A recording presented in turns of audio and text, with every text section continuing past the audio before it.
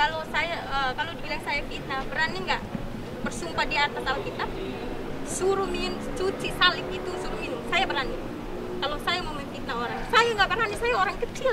Saya tahu apa. Kalau nggak ada fakta untuk apa gitu ya? Nggak, saya nggak fitnah. Emang itu kenyataan apa yang saya rasakan pada saat itu. Saya nggak fitnah. Untuk fitnah juga saya nggak dapat apa-apa dari fitnah. Karena saya berdosa. Nggak ada. Saya dapat ancaman pada saat di sana aja.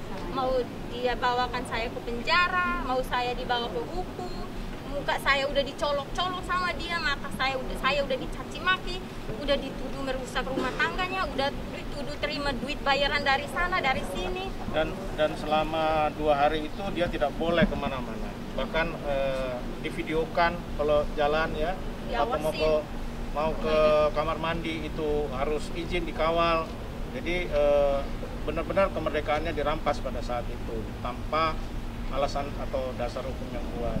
Dan satu lagi yang terkait dengan LP-nya, bahwa data yang ada di handphonenya Irni itu ditransfer, ya, dilakukan cloning. Nah itu juga unsur pidananya, ITE-nya pasal 30 itu sudah memenuhi menurut kami, dan makanya diterima oleh penyidik sebagai laporan. Ya gini ya, semua orang punya hak membela diri ya. Jangankan bahkan kalau sudah jadi tersangka atau terdakwa pun boleh berbohong, boleh tidak menjawab, diam, itu haknya. Tapi yang jelas dengan LP itu kami dan pihak kepolisian sudah menyimpulkan bahwa bukti-bukti awal itu, bukti permulaan itu sudah memenuhi sehingga terjadinya LP. Nah, untuk apakah itu benar, kebenaran sejauh mana, detailnya seperti apa, itu proses penyidikan karena itu pro justisia. Kita nggak mau ikut campur. Kemudian yang tadi diceritakan soal keributan di keluarga itu juga bukan kuasa, kita nggak punya kuasa untuk membicarakan itu. Malam itu pulang kemana? Aku pulang ke Mangga 2, ke om saya, karena saya punya keluarga. Berarti kamu bercerita kepada keluarga? Ya cerita lah, Pak. Cerita pastinya saya cerita. Diperlakukan kayak gitu, dituduh merusak rumah tangga orang, ya itu kan dosa besar. Apa reaksi keluarga? Keluarga. Ya keluarga sih nuntut, tapi saya bilang keluarga jangan dulu, biar saya aja sendiri. Ya, dia kan dari keluarga orang kecil, orang jauh. Mungkin keluarganya juga sudah geram atau sedih atau kecil hati, tapi sebagai orang kecil mungkin tidak tahu harus berbuat apa. Justru dengan Pak Hotmas sendiri juga nggak tahu gitu kalau dia juga sudah nggak bekerja di sana. Tapi mungkin dari informasi baru dicari. Nah, dengan jalan itulah baru sampai ke kami. Kami sangat berterima kasih dengan Komnas Perempuan. Baru hari ini kita begini ceritanya lancar. Ya, artinya dia benar-benar seperti keluar mengalir tuh tekanannya selama ini. Yang kita nggak bisa lakukan itu, kita bukan ahlinya ya, kita hanya bicara hukum. Jadi ceritanya sepotong-sepotong. Polisi pun saya yakin juga mendapat cerita sepotong-sepotong, tapi polisi tahu bahwa ini adalah suatu tindakan kejahatan yang serius, ya serius. Tadi makanya 1,5 jam itu ya semacam konsultasi, dan ya, alhamdulillah dia bisa mulai relief ya tekanannya itu. Dan tadi dari pihak Komnas akan memerlukan beberapa data tambahan untuk mengeluarkan rekomendasi atau tindakan-tindakan apa yang bisa supaya haknya atau perlakuan yang tidak manusiawi yang dialami itu bisa diproses sebagaimana mestinya.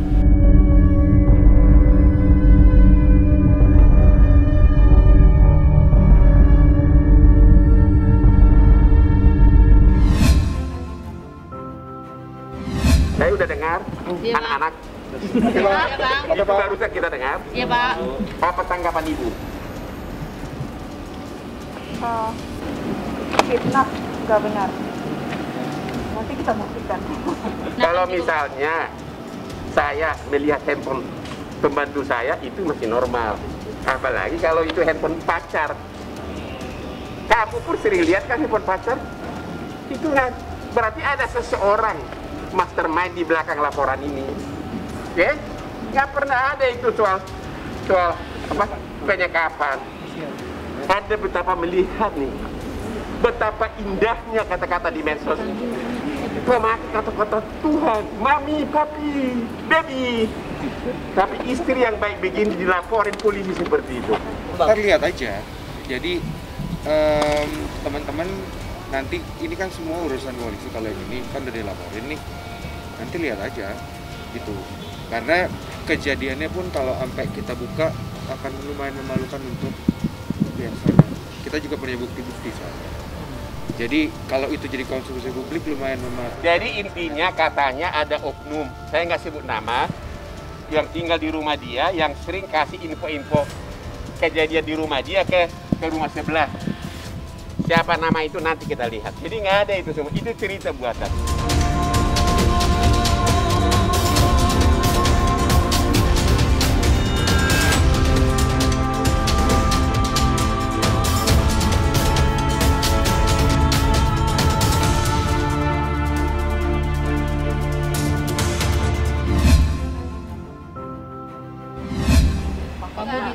Nggak benar. Itu kan tuduhan. Itu kan nggak benar. Ya kan saya sebagai pembantu ya, masa setiap hari saya harus mata-matain orang? Kalau saya mata-matain orang, pekerjaan saya gimana? Lancar nggak? Kalau nggak lancar, saya diomelin. Sebagai asisten rumah tangga ya pasti dia tahu kejadian sih. Tapi kan apakah dia memahami atau dia mempedulikan yang bukan urusannya kan belum tentu. Nah itulah yang kesalahan fatalnya, bahwa dia dianggap justru malah jadi biang keroknya gitu, ya kan? Dan akhirnya menerima perlakuan yang tidak manusiawi ini karena ya mungkin dianggap dia orang kecil, tidak berdaya ya. Ditindas. Kemarin sempat ketemu ya, secara tidak langsung sempat ketemu sama Ibu Dete. Takut sih sebenarnya. Apa yang dirasa? Takut. Masih Trauma, Mbak. ngomong mataku dicolok, Mbak. Emang nggak takut saya. Ini ngomongnya sampai gini-gini banget. Tersentuh? Hampir. Oh, jadi nggak kena ya? Nggak kena, puji Tuhan aja nggak kena. Kalau kena entah apa yang Melihat B langsung kemarin kan ada B juga tuh. aku nggak lihat sih, Dia melihat. aku cuma lihat deh. Tapi kalau DT emang setiap kali marah ya? Atau baru kali ini aja? Ya orangnya kayak gitu. Ya sesama pembantu mau tahu caranya manggil pembantu. Woi, halo. Kita dipakai cara tepuk tangan. Tangan.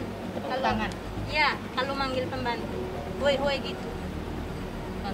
Bukan sebut nama lah ya. Tahu lagi. Dia kalau udah gitu ya panggilnya kayak gitu. Woi. Kita dikasih kode tepuk tangan. Kita dijadikan guru. Itu sama si Dete. Udah saya diancam, saya dicaci maki, handphone saya digelongi, mau laporin saya lagi. Udah gitu nuduh aku fitnah, bilang aku fitnah. Bersumpah nggak bersumpah di atas Alkitab dan juga suruh dia itu minum itu apa salib.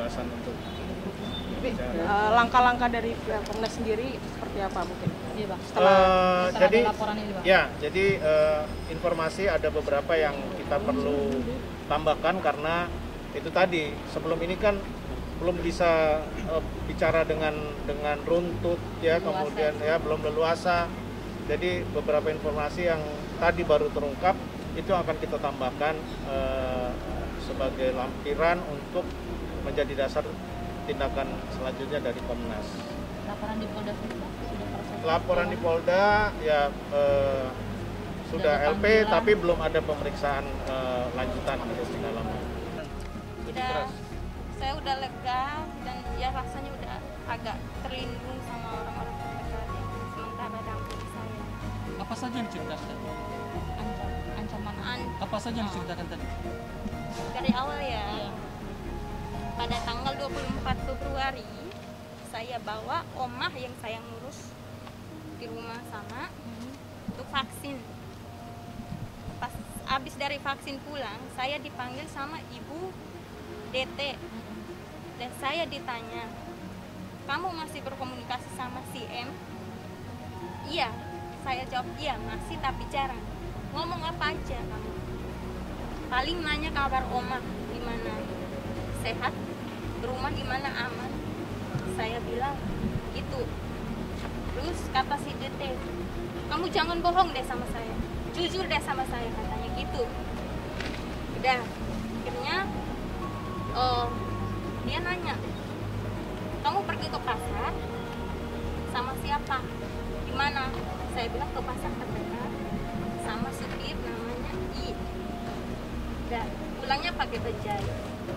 Begitu ngambil handphone saya sama si DT, ngambil, dirampas handphone saya. Kebetulan saya masih cari kontak yang bernama M, dan dia udah duluan tarik handphone saya langsung. Dia ngomong, kata si M, kamu ngomongin saya pakai guna-guna. Kata si DT, ya saya kaget dong, sesuatu yang saya nggak pernah ucap tiba-tiba ditanya kayak gitu, ya saya jawab apa? Saya bilang, kata si M, saya ngomongin ibu pakai gitu, pakai guna-guna gitu. Iya, kata si M ngomong gitu, semuanya dia tahu dari kamu. Kamu angkat kaki dari rumah saya, dan dia ngomong tangannya itu nggak pernah diam pada saat tanggal 24. Kamu mulai sekarang angkat kaki dari rumah saya, kata si DT. Saya bilang baik, saya akan pergi. Kamu akan saya penjarakan, katanya. Kamu saya penjarakan kamu. Saya bilang silahkan. Nah, udah gitu handphone saya masih tetap bersama dia, nggak mau dibalikin. Saya berusaha untuk mengambil handphone saya. Pada saat itu saya mau tanya si M, benar atau tidak saya ngomong ibu pakai guna-guna. Ternyata dia nggak mau balikin handphone saya, masih tetap saya nggak mau balikin handphone saya, handphone kamu, katanya. Dah, kamu benar-benar jahat ya, jahat kamu, katanya, kata si DT. Pengkhianat kamu yang merusak rumah tangga saya, ngomong gitu si DT. Ngomong mataku sambil dicolok-colok gitu sama si DT. Jahat benar-benar kamu, gila kamu, sinting kamu, katanya gitu. Udah, saya cuman terima kasih aja, makasih. Gak habis pikir, ternyata kamu biang keroknya, kamu yang merusak rumah tangga saya. Kamu kalau mau berpihak sama si H, ikut aja H, biar gila ketemu gila, katanya gitu, kata si DT.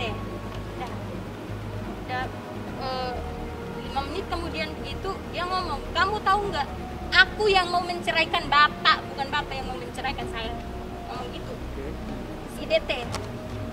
Saya diam, handphone pun saya masih berusaha untuk mengambil handphone saya, tetap nggak dikasih sama dia. Kamu tunggu aja si B, katanya. Saya tunggu. Nggak lama kemudian ada tim-timnya datang. Tim-timnya itu yang pertama namanya N, orang terdekatnya si ibu DT. N, terus N, S, F, T, V2, VT-nya 2. VT datang. Semua handphone karyawan yang di rumah waktu itu tanggal 24, semua pembantu handphone disita sama mereka. Semua pembantu, security maupun supir handphone disita sama mereka semua. Diinterogasi satu persatu. Sampai handphoneku yang saya sendiri yang diinterogasi terakhir. Saya diinterogasi sama orang yang bernama N. P. Itu handphone aku diinterogasi sama kayak gitu. Saya dipanggil 3 kali sama si P. Handphone sampai jam berapa ya, jam sore lah, udah jam 6 gitu. Saya dipanggil, ungkapin lagi masalah kejadian itu, yang isi handphonenya apa, saya jelaskan semua. Masih aja saya ditekan sama si P untuk jujur, sedangkan saya udah jujur semua, masih aja. Kamu harus jujur, saya belum percaya kalau kamu udah jujur. Aku nggak tahu ya mbak, katanya, kata si P. Aku nggak tahu mbak udah jujur atau belum, tapi Tuhan ada. Pada saat itu saya dimarahin sama si DT, ngomong, kita ini punya Tuhan loh. Ada Tuhan, ingat ada Tuhan, kata si DT. Ada karma. Udah, diam handphone aku kita semua pembantu diinterogasi satu persatu. Lalu handphone saya pun masih, KTP diminta lagi, ditahan sampai jam 6 sore baru dibalikin. Terus malam saya telepon sama teman saya yang bekerja sama si M. Nah besok pagi tanggal 25 pagi si DT turun dari kamar lantai 2 masuk ke kamar oma yang saya ngurus. Saya sementara ngajarin orang baru yang mengurus kamar oma itu. Tiba-tiba dia masuk, Erni, kamu ngomong apa lagi sama si M? Hah? Kamu telepon apa lagi? Kamu ngadu apa lagi sama si M? Kata si DT. Terus saya bilang, ibu, saya nggak ngomong sama si M. Yang saya ngomong sama yang saya telepon itu sama si pembantunya, bukan si M. Bohong kamu. Nggak mungkin. Kamu jujur deh sama saya. Kamu ngomong apa? Kamu ngadu apa lagi? Benar-benar kamu ya. Mau kamu apa sih katanya? Tangannya masih. Mau kamu apa sih? Mau kamu apa sih sebenarnya? Heran deh sama kamu. Gila, benar-benar jahat kamu. Kamu yang merusak rumah tangga saya. Dan itu mataku masih tetap dicolok-colok sama dia. Terus saya bilang gini, ibu, saya juga manusia seperti ibu. Jadi kalau ngomong tangannya tolong. Kamu benar-benar ya binatang kamu katanya. Aku dikatain binatang sama ibu DT pada tanggal 25 Februari. Nah, itu nggak lama si B masuk ke kamar yang sama. Nih katanya. Kamu tahu nggak? Kita sama papa itu sama-sama kuat. Papa punya duit, kita punya duit. Cuman bedanya kita sama papa, kita orang baik. Itu kata si B. Nah, udah gitu si DT ngomong lagi. Kamu tahu nggak? Kamu tahu siapa yang sayang Oma? Yang sayang Oma itu siapa? Yang si M bilang yang sayang Oma, yang adanya dia maling mas Oma di sini katanya. Si M dituduh maling masnya Oma. Dan dia punya utang 1M sama Oma. Itu yang namanya sayang. Nggak ada. Yang sayang ibu saya itu saya. Kamu tahu, emang ada peduli, si M peduli sama Oma? Nggak ada kan? Yang adanya setiap kali ada bapak, baru dia nongol katanya gitu. Udah ya saya nggak tahu masalah sampai situ apa. Mau utang apa pun saya kan nggak tahu. Kalau dia nggak ngeluarin sendiri dari mulutnya kan. Udah tanggal 25 itu handphone sama KTP saya diambil lagi sama si B. Sampai sore jam 7-an saya udah mau minta berhenti dari sana karena udah tertekan, dicaci maki terus di sana. Ya udah, handphone saya dibalik. Udah kejadian. Keluar tanggal berapa? Hah? Keluar tanggal berapa? Kejadian 24 sampai tanggal 25. Tanggal 25 saya langsung keluar. 25 malam. 25 malam.